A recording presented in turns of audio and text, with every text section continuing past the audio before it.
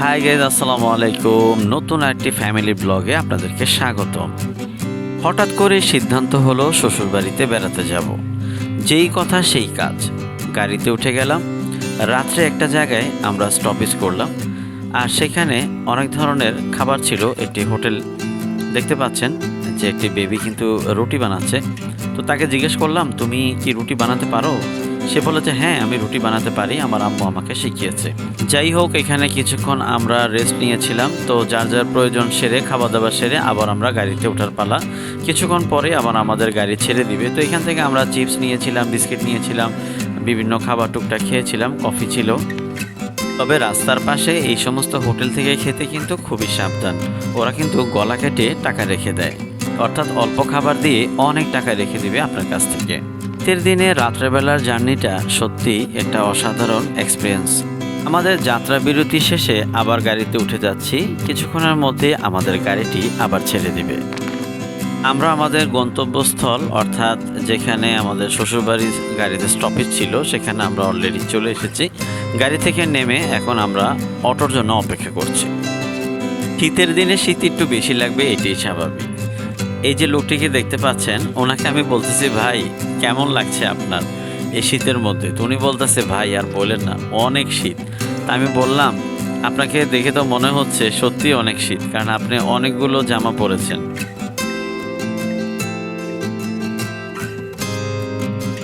ওনার সাথে কথা বলে দেখে ওনার এক বন্ধু চলে এলো। বলতেছে, ভাই দেখেন উনি কয়টা জামা পরেছে, আবার কম্বলটাও আমি ওনার ঘাড়ে দিয়ে দিচ্ছি।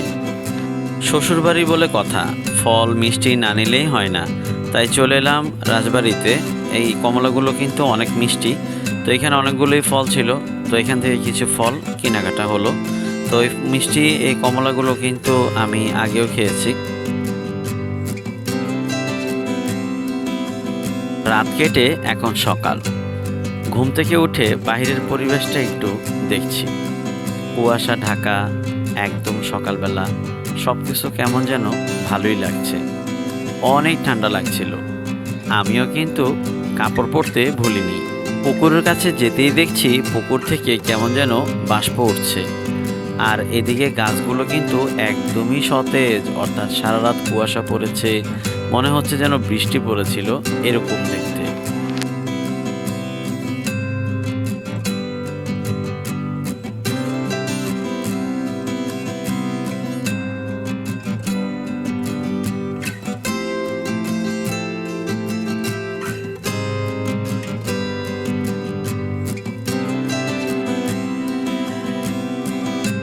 শ্বশুরবাড়িতে মোটামুটি অনেক ধরনের গাছই রয়েছে।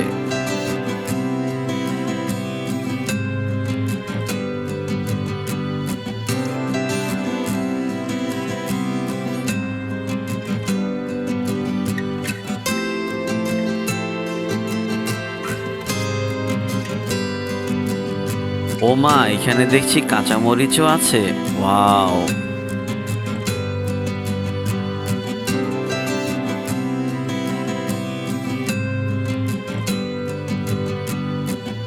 আমার সম্বন্ধে একটি ছোট্ট ছেলে আছে, তার এই সাইকেলটি দেখলাম, ভালোই লাগলো। এই যে সেই ভদ্রলোক যার কথা একটু আগে আপনাদেরকে বলছিলাম, আমাকে বলে আকাশ চাচ্ছু। আম খুব ভদ্র, খুব জেন্টলম্যান। তার কথাবার্তা চালচলন দেখলে মনে হয় খুবই স্মার্ট, খুবই ভদ্র।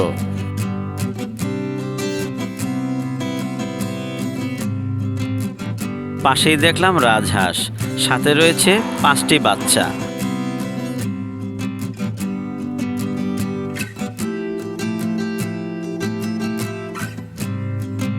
পাশের পুকুরে হাঁসগুলো খুব সুন্দরভাবে খেলাধুলা করছে। এই যে চলে এলো আমার সম্বন্ধীর বড় ছেলে। তো দেখতে পাচ্ছেন আমার শাশুড়ি মাজান সকালবেলায় ছাগলগুলোকে খাবার দেওয়ার জন্য বের করেছে। আর সাথে আমার সম্বন্ধীর বড় ছেলে মোয়াজ, সে হেল্প করছে, অর্থাৎ কিভাবে কোথায় বাঁধবে খুব সুন্দরভাবে হেল্প করছে। প্রায় 8টা ছাগল আমার শাশুড়ি আস্তে আস্তে এগুলোকে বড় করেছেন। উনি খুবই যত্ন করেন এবং খুবই ভালোবাসেন এই ছাগলগুলোকে। তো আমিও দেখে ভালোই লাগলো আমার কাছে, কারণ আমি আগে এতগুলো ছাগল দেখিনি, অনেক আগে দেখেছিলাম 2টা। তো ছাগলগুলো বিভিন্ন কালারে হয়েছে, আর এই বেবিটা দেখতে পাচ্ছেন ভদ্র ছেলেটি, সে কিন্তু ছাগলগুলোকে নিয়ে খুব সুন্দরভাবে খেলা করে।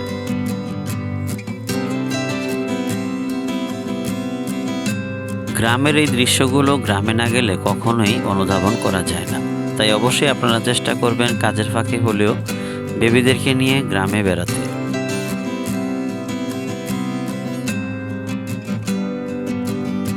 শিশির ভেজা সকালটা আপনি যদি খালি পায়ে কিছুটা ঘাসের মধ্যে হাঁটতে পারেন, তাহলে কিন্তু রোগ প্রতিরোধ ক্ষমতা অনেকটাই বেড়ে যাবে। আমরা অনেকেই রোজ গরুর দুধ খেয়ে থাকি, আপনারা কি কখনো ছাগলের দুধ খেয়েছেন? এই ছাগলের দুধে কিন্তু প্রচুর পরিমাণে ভিটামিন থাকে, তাই চেষ্টা করবেন মাঝে মধ্যে হলেও ছাগলের দুধ খাওয়ার জন্য। আমরা শুধু ছাগলের মাংস খেতেই পছন্দ করি, কিন্তু ছাগলের দুধটাও কিন্তু আমাদের দেহের জন্য খুবই জরুরি।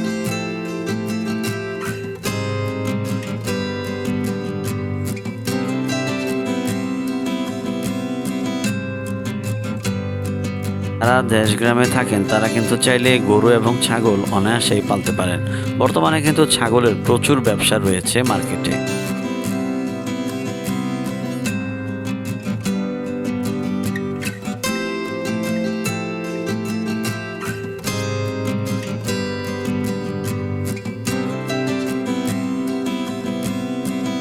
ছাগল এমন একটা প্রাণী, চাইলে যে কোনো খাবারই তাকে কিন্তু আপনি খাওয়াতে পারেন।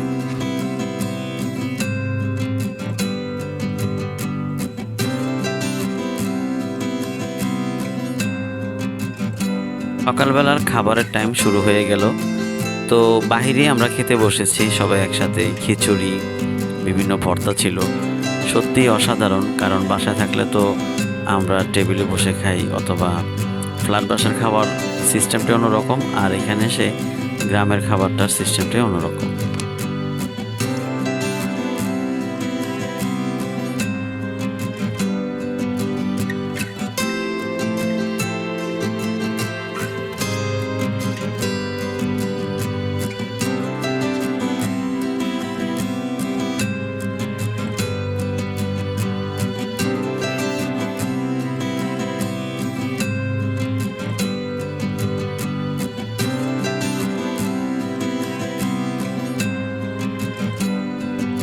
এখন আমি আপনাদেরকে আমার শ্বশুরবাড়ির আশপাশের এলাকাটা একটু দেখাবো। সবাই সাথে থাকুন আর দেখতে থাকুন।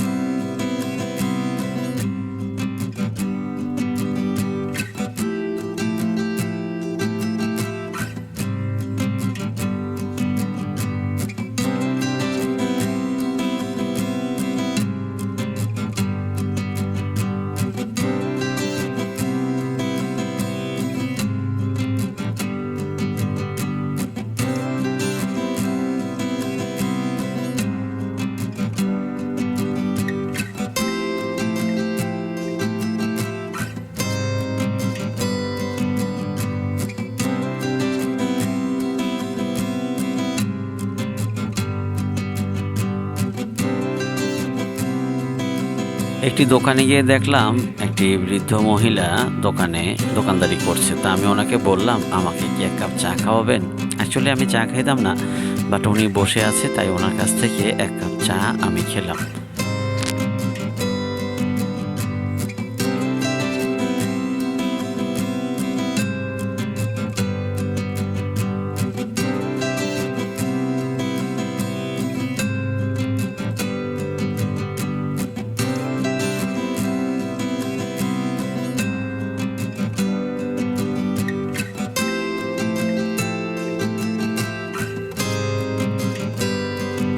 দেখতে দেখতে জুম্মার নামাজের সময় হয়ে গিয়েছে, তো আমি ছোট মনিকে নিয়ে চলে যাচ্ছি মসজিদে জুম্মা নামাজ পড়ার জন্য।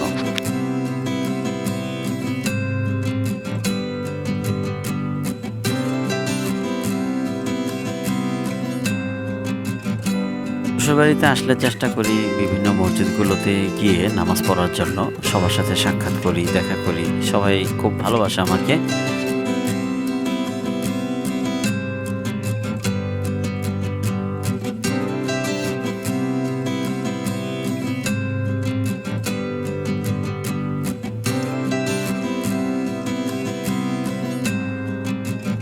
নামাজ শেষে এখন বাড়ি যাওয়ার পালা। দেখা হয়ে গেল আমার ছোট ভাইয়ের ছেলের সাথে। তো তার সাথে আরো অনেকেই ছিল। তো কথা বললাম, কেমন আছো বাবা? সে বলল ভালো আছি।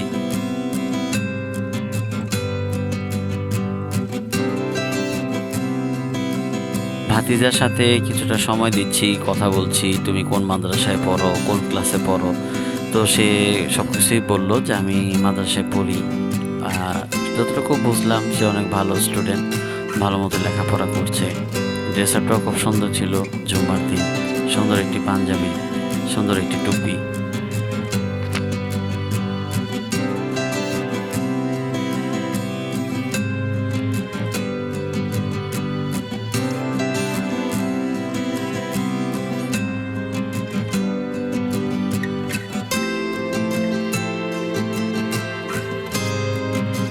একটু এগোতেই দেখা হয়ে গেল আমার মামতো শালির সাথে, অর্থাৎ এটা যে পিচ্চিটা দেখতে পাচ্ছেন এটা হচ্ছে মামতো শালি। তো এখন ওদের সাথে এই পর্যন্তই দেখা। তারপর এখন বাসার দিকে চলে যাচ্ছি।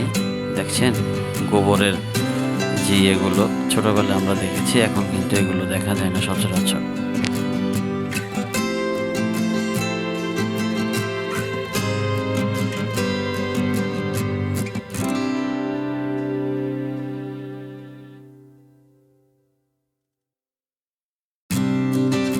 গেলাম নামাজে ছোট মনির সাথে, আবার তাকে নিয়ে চলে যাচ্ছি। তো তাকে বলতেছে তুমি কি চিনো? আমি তো চিনি না বাসা। সে বলে হ্যাঁ আমি চিনি, আসো আমার সাথে। তো সে আমাকে হাত ধরে ধরে নিয়ে যাচ্ছে বাড়িতে।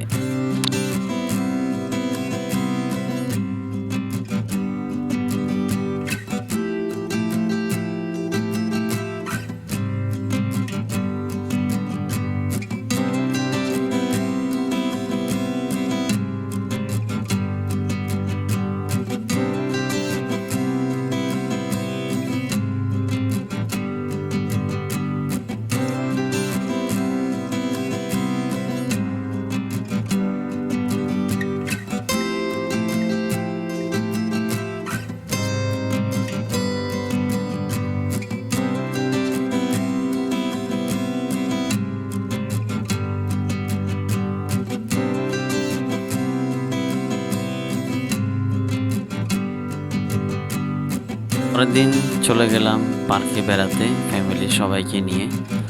তো এটা হচ্ছে অনেক দূরের একটি পথ। আমরা পুরো একটি অটো রিজার্ভ নিয়ে নিয়েছি, অর্থাৎ সে আমাদের সাথে সারাদিন থাকবে আর আমাদেরকে ঘুরিয়ে দেখাবে সব কিছু। তো তাকে নিয়ে আমরা চলে যাচ্ছি এখন শহরের ভিতর দিয়ে। তো তার সাথেও কিছুক্ষণ কথা বললাম, কেমন আছো তুমি? সে বললো ভালো আছি। তার নাম জিজ্ঞেস করলাম, সে তার নাম বলল।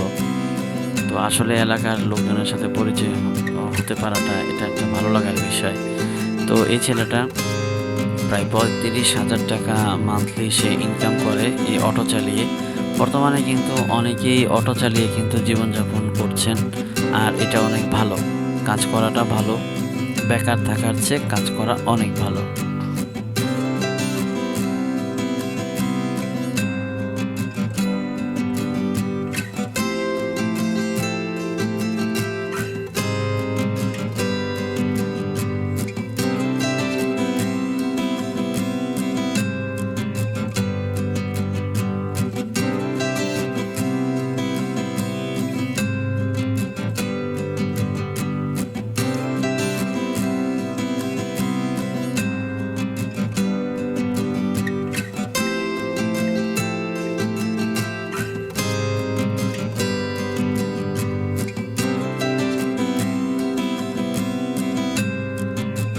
এটি হচ্ছে সেই রেলগেট, অর্থাৎ রাজবাড়ির যে একটি রেলগেট থাকে সেই রেলগেটটি। এখানে আশেপাশে কিন্তু অনেক বড় বড় দোকান, অর্থাৎ ফুল একটি মার্কেট যেটাকে বলে শহর ভিত্তিক যে মার্কেট, এটা কিন্তু সেই জায়গা।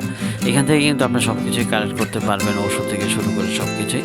তো রেলগেট থেকে ডান দিকে আমরা চলে গেলাম একটি জায়গায়, স্বাগতম ইউকে পার্ক। তো এখানে আমরা টিকিট কাটলাম 20 টাকা করে। তো তো সবাই ভিতরে প্রবেশ করলাম। আস্তে আস্তে এখানে অনেকগুলো রাইড ছিল, তো বেবিরও এখানে চললো। তো অনেক খাবারও ছিল, মোটামুটি আমরা কিছু খেলাম। সব মিলে আমাদের কাছে অনেক ভালোই লেগেছে পুরো ট্যুরটি। দোলনায় চড়েছি, অনেকগুলো রাইড ছিল সেগুলো তো চড়েছি, খাওয়া দাওয়া করলাম। তো আপনারাও দেখতে থাকেন আমরা কতটুকু এখানে এনজয় করলাম।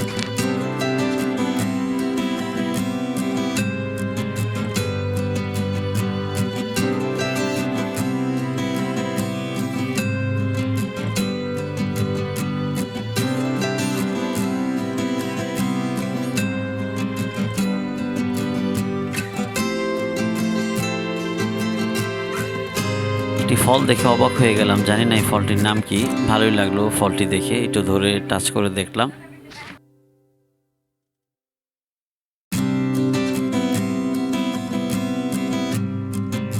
পার্কের আশপাশ দেখে মোটামুটি ভালোই লাগছে। নদীর পাড়ে এই ইউকে পার্কটি হয়েছে।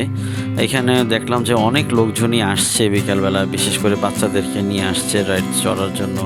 কেউ কেউ ছবি তুলছে, বিভিন্ন খাবার খাচ্ছে। তো আমাদের কাছেও ভালো লাগলো, আমরাও একটু এনজয় করলাম।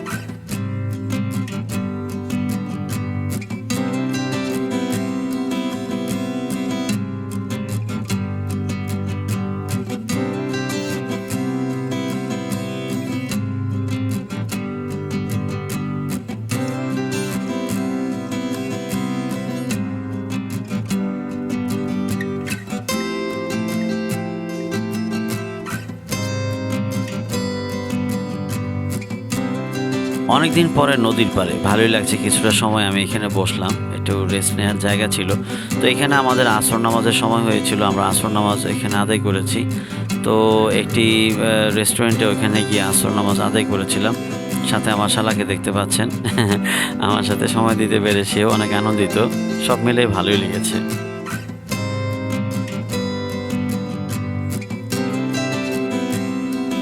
নদীর পাড়ের এই পরিবেশটি অনেক ভালো লাগছে। অনেকদিন পরে এখানে আসলাম, তো ভাবছিলাম নৌকা দিয়ে ওই পারে যাব, কিন্তু সময়ের অভাবের কারণে আমরা নৌকা থেকে ও পারে যেতে পারিনি। তো কিছুক্ষণ নৌকাতে স্টে করেছিলাম, দেন তারপরে আমরা আবার নৌকা থেকে নেমে গেলাম। তো রেস্টুরেন্টে আসলাম, এখানে বেবিদেরকে নিয়ে কিছু খাবো, তো আমরা অর্ডার দিয়েছিলাম। তো সেখানে কিছুটা সময় লেগেছে, আর ওই ফাঁকে দিয়েই কিন্তু আসরের নামাজটা আদায় করে নিয়েছি। তো দেখলাম যে চাচা আমাদের জন্য ফুচকা বানাচ্ছে, তো আমরা ফুচকা খেলাম, ভালোই লাগলো মোটামুটি। একটি চাচাকে দেখছি বাদাম বিক্রি করছে, তো বাদাম আমার কাছে খুবই ভালো লাগে। তো আমি ওনাকে বললাম এই বাদামগুলো আমি নিয়ে যাই, তো উনি হাসতেছে। বললাম যে না, আমি ওইভাবে নিব না, আমাকে এক প্যাকেট দেন। তো উনি আমাকে এক প্যাকেট দিল আর কি।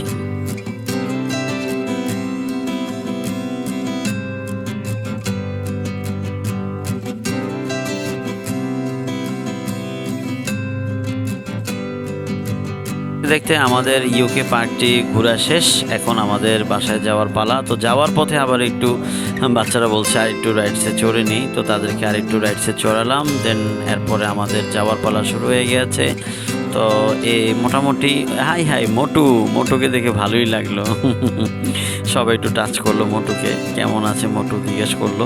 তো আমরা এখন ইউকে পার্ক থেকে কিন্তু বের হয়ে যাচ্ছি, আমাদের তো অটো রেডি আছে। তো আমরা অটোতে করে কিন্তু এখন আমরা বাসায় চলে যাব।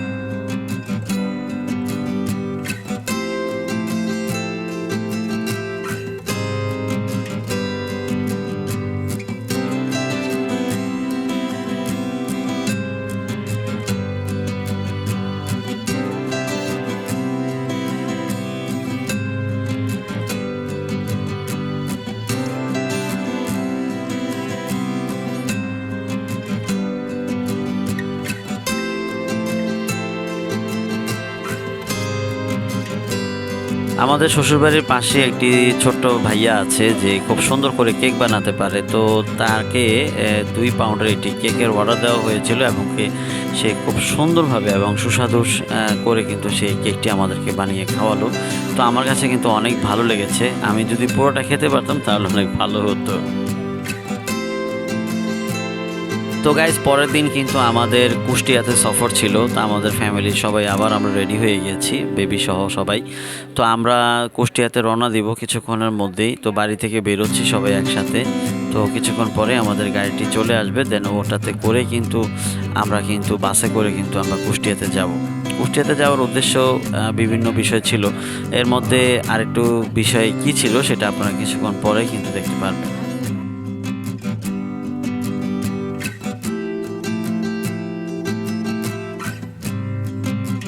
কুষ্টিয়াতে এখান থেকে সরাসরি একটি বাস আছে, তো সেটি টিকিট কেটে আমরা এই বাস কাউন্টারে কিছুক্ষণ ওয়েট করছি। আপনারা দেখতে পাচ্ছেন, তো এখানে কাউন্টারের লোকের সাথে কথা বলছি কত টাকা করে।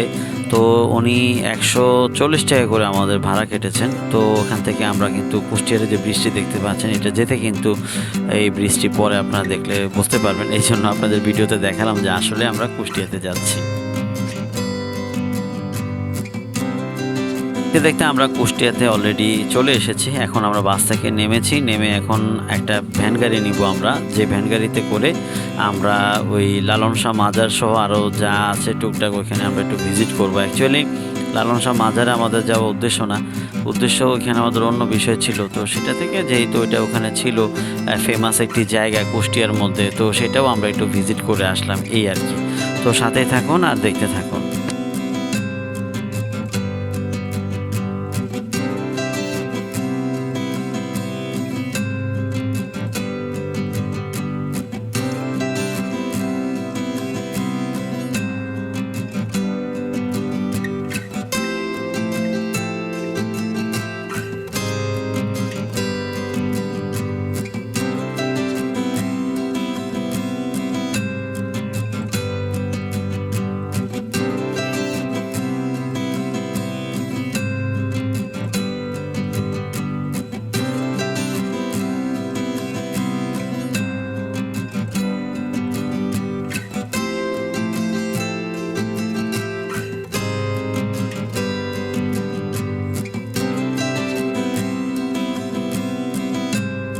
লালনের মাজারের ভিতরে গিয়ে দেখলাম অনেকগুলো কবর। অ্যাকচুয়ালি আমার জানা ছিল না সে মুসলিম না হিন্দু না অন্য কোনো ধর্মের লোক।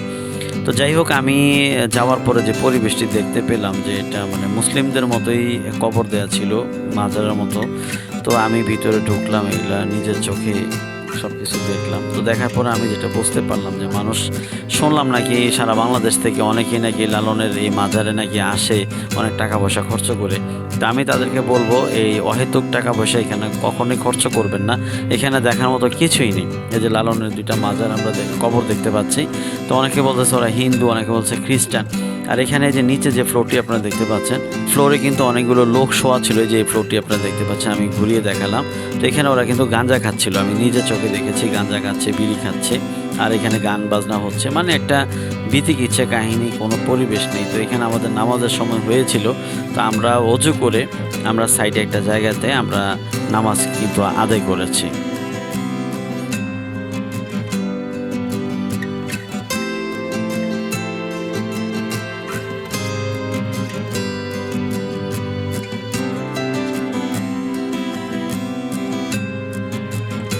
এই যে দেখতে পাচ্ছেন একটি গোষ্ঠী এখানে গান করছে, আর গান বাজনা তো এটা ইসলামে হারাম করেছে, আপনারা জানেন। তো লালনের এই পরিবেশটি আসলে নিজের চোখে না দেখলে আমি বুঝতে পারতাম না যে এখানে যে কোনো কিছুই আসলে এখানে প্রয়োজনীয় নেই, অপ্রয়োজনীয় জিনিস। মানুষ অনেক টাকা পয়সা খরচ করে এখানে আসে শুধু শুধু। আল্লাহ সবাইকে হেদায়েত দান করুক। তা আমি সবাইকে বলবো এই ধরনের কোনো মুসলিম ভাইরা এই ধরনের কাজগুলো কখনোই করবেন না, ঠিক আছে? হয়তো বা আমি না আসলে এটা কখনোই বুঝতে পারতাম না এই পরিবেশটি। তো যাই হোক, পাশে একটা মসজিদ ছিল, তো সেখানে নামাজের জন্য চলে গিয়েছিলাম।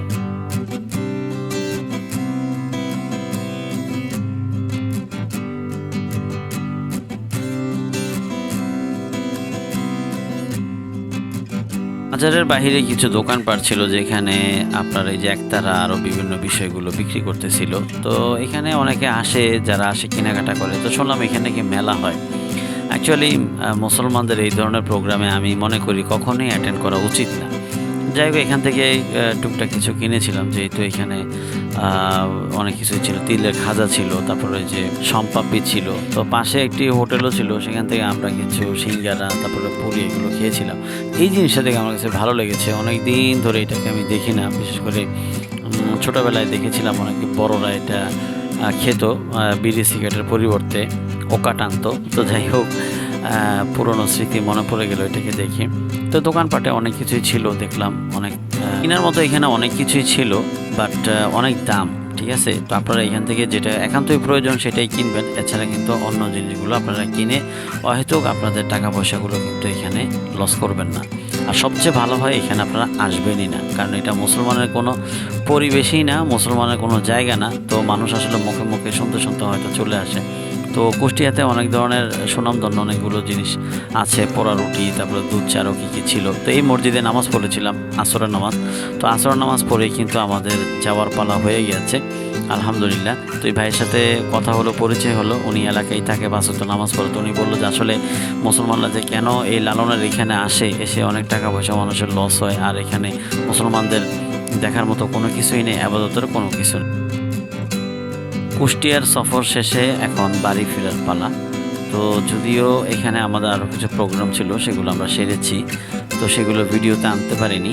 তো আমাদের বাসের জন্য টিকিট কাটছি। এটা কিন্তু ডাইরেক্ট বাস, এখানে 160 টাকা 140 টাকা যার থেকে যা নিতে পারে। তো আপনারা অবশ্যই কথা বলে নেবেন। পরের দিন পাশের বাড়িতে দেখলাম ছোট্ট একটি পুকুরের মতো, অর্থাৎ গর্তের মতো। এটাতে যে কি পরিমাণ মাছ ছিল আপনারা না দেখলে কখনোই বিশ্বাস করতে পারবেন না। তা আমি এই এই জিনিসটি দেখার জন্য দীর্ঘ সময় ওয়েট করেছি, কারণ এই দৃশ্যগুলো সচরাচর আসলে শহর অঞ্চলে এগুলো দেখা যায় না। তো এখানে আমি অনেকক্ষণ ওয়েট করেছি, বাপ আর ছেলে মিলে মাছ ধরছে, ভালোই লাগলো।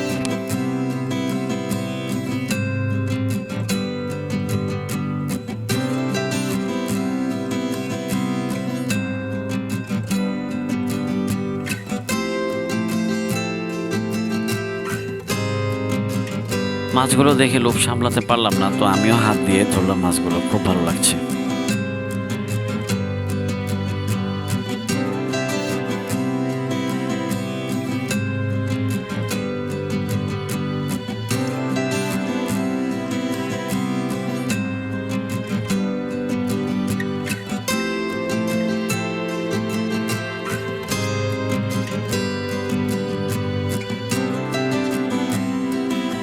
যে তখন বলেছিলাম না যে একটা ভাইয়া কেক বানাতে পারে, তো এইটা হচ্ছে সেই ভাইয়া।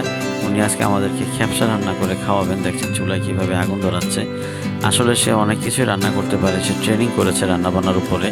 তো শুনেছি সে নাকি দেশের বাইরে চলে যাবে।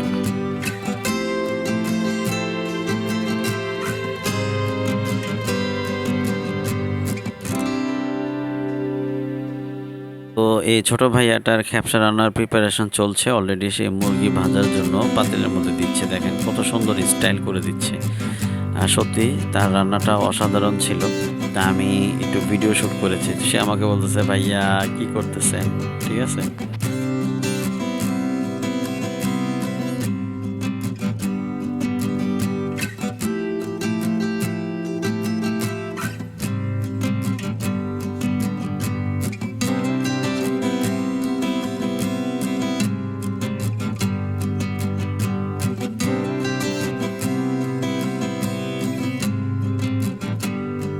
তো বাড়িতে কি কি রান্নার একটা প্রিপারেশন চলছে সেই সবগুলো আপনাদেরকে দেখালাম। আর এই ভাইয়াটার কিন্তু অলরেডি মুরগি ভাজা শেষ পর্যায়ে। তো তার কাজগুলো কিন্তু সব মিলিয়ে অসাধারণ ছিল। আমি খুব ভালো করে ফলো করলাম, খুব সুন্দরভাবেই সে রান্নাবান্না করতে পারে।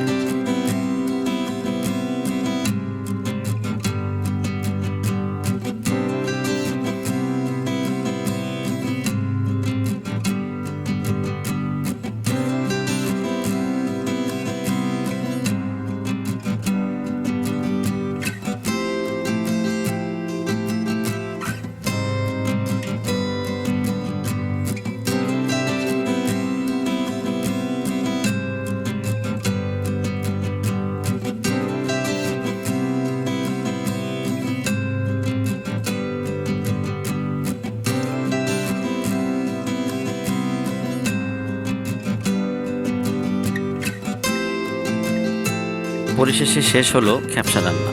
এখন তো আর তর সইছে না, মনে হচ্ছে যেন সবগুলো আমি একাই খেয়ে ফেলি। তো এইভাবে প্লেটে বেড়ে তারপরে প্রত্যেকজনকে 2 পিস করে মাংস দিয়েছে। আমার শ্বশুর খাচ্ছেন, আমরা বাইরে বসেই সবাই খেয়েছি। আর এই পরিবেশটি অসাধারণ ছিল। ওই যে দেখুন নেতা কীভাবে খাচ্ছে। এবার এই ভাইয়াটি পিঠা বানাবে, সন্ধ্যার সময় পিঠা বানাবে। গুড়ি কীভাবে নাড়ছে দেখুন, গুড় দিয়ে, তারপরে হচ্ছে চালের গুঁড়ি দিয়ে, তারপরে চামচে গুড় দিয়ে দিন কীভাবে পিঠা বানায়। সে খুবই পারদর্শী। তার ইউটিউব চ্যানেল আছে, ফেসবুক পেজ আছে। আপনারা যদি চান কমেন্ট বক্সে কমেন্ট করলে পরবর্তীতে আমি দিয়ে দিতে পারবো। এই দেখেন কীভাবে পিঠা বানাচ্ছে, আমি খেয়েছি, অনেক সুস্বাদু হয়েছে।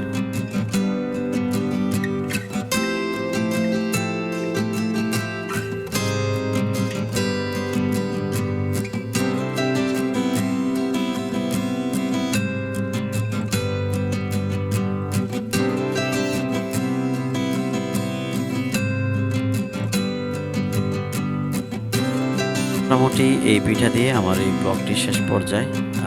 কেমন লেগেছে ভিডিওটি অবশ্যই ভালো লাগলে জানাবেন। নতুন নতুন ব্লগ ভিডিও পেতে আমাদের চ্যানেলটি সাবস্ক্রাইব করবেন। আর এখন আমাদের ঢাকায় চলে আসছে আমরা গাড়িতে। সবাই ভালো থাকবেন, আমাদের জন্য দোয়া করবেন। আল্লাহ হাফেজ, আসসালামু আলাইকুম।